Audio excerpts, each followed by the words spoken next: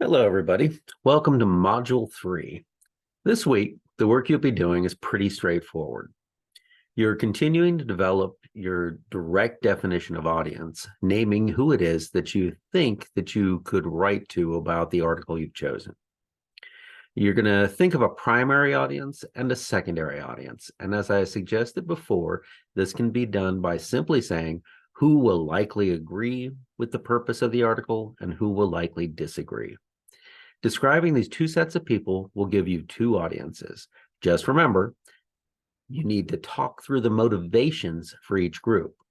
You have to understand why each audience will feel a certain way in order to use that for your own purposes. And this exercise is to get at that, the why behind it.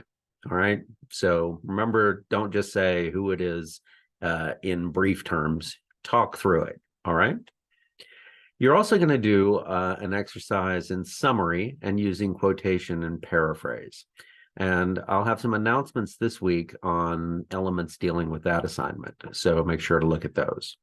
However, since we're at that point, I wanted to take a minute and stress both the philosophy of what we're doing in the course and its practical ends. Now, a long time ago, there was a professor named Kenneth Burke, and he described something that we still call the Burkean parlor. You can probably tell how long ago it was by the term parlor.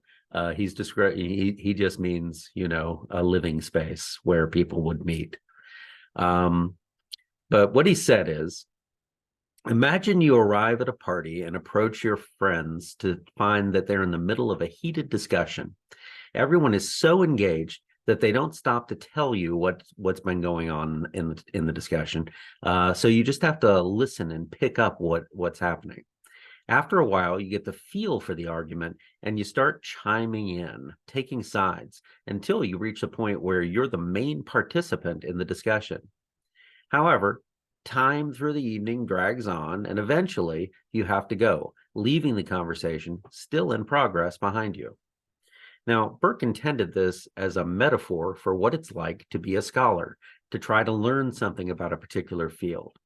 For our purposes, the important thing to note is the way that he describes everything that's going on as a conversational exchange. It involves listening to what others say and then having your say.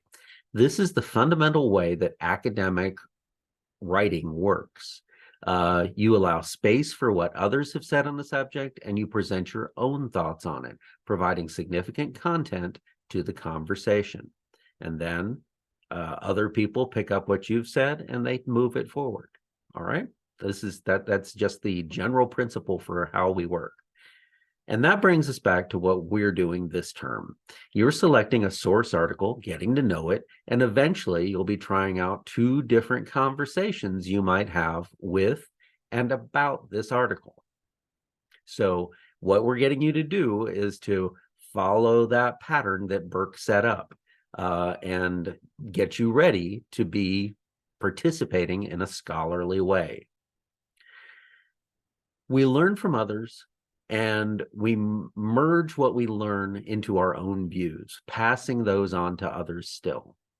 What you need to remember, though, is that in academic writing, we show the paths of that learning. Who said what?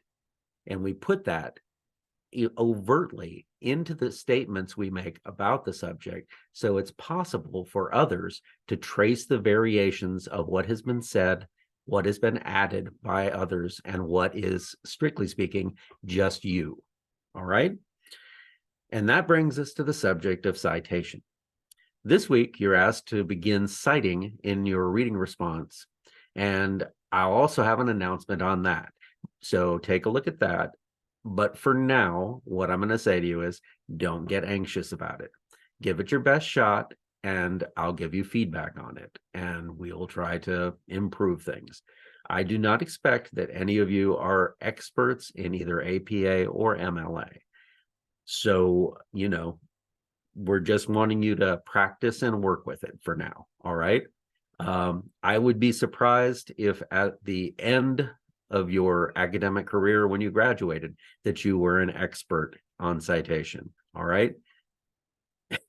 It's just not needed until you are, truly a professional academic.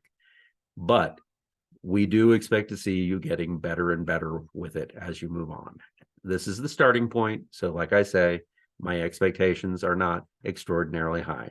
Do your best and give it a shot, and then we'll start working with it through the rest of the semester. All right.